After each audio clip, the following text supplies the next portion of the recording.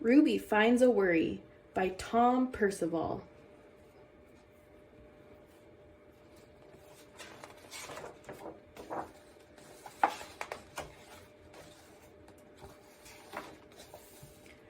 Ruby loved being Ruby. She loved to swing up high, and she loved to explore wild, faraway places. Sometimes she even went all the way to the very bottom of the garden.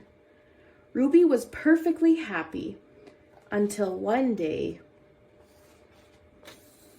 she discovered a worry. It wasn't a very big worry.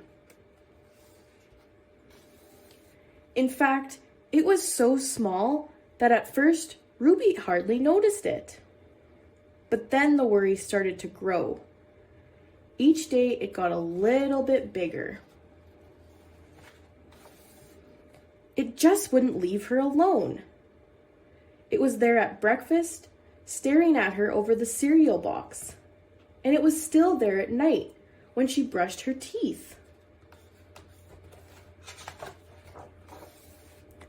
The funny thing was that no one else could see Ruby's worry, not even her teacher. So Ruby pretended that she couldn't see it either.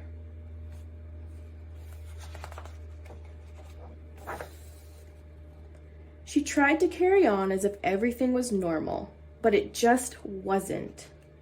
The worry was always there, stopping her from doing the things that she loved.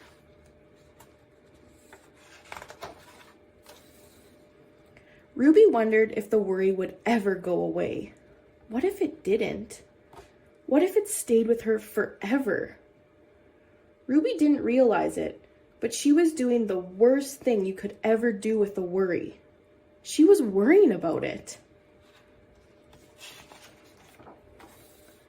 Now the worry was enormous.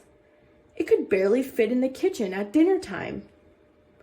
It filled up half the school bus.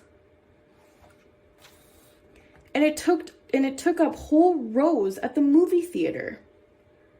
The worry became the only thing that Ruby could think about, and it seemed like she would never feel happy again.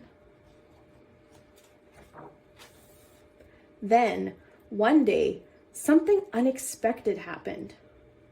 Ruby noticed a boy sitting alone at the park. He looked how she felt. Sad. And then she noticed something else, something hovering next to him. Could it be a worry? It was. Ruby realized that she wasn't the only person with a worry after all. Other people had them too. She asked the boy what was on his mind, and as he told her, the strangest thing happened. His worry began to shrink. Then Ruby did the best thing you could ever do if you have a worry. She talked about it. As the words tumbled out, Ruby's worry began to shrink until it was barely there at all. Soon, both of their worries were gone. Finally, Ruby felt like herself again. Of course, that wasn't the last time she ever had a worry. Everyone gets them from time to time. But now that she knew how to get rid of them, they never hung around for long.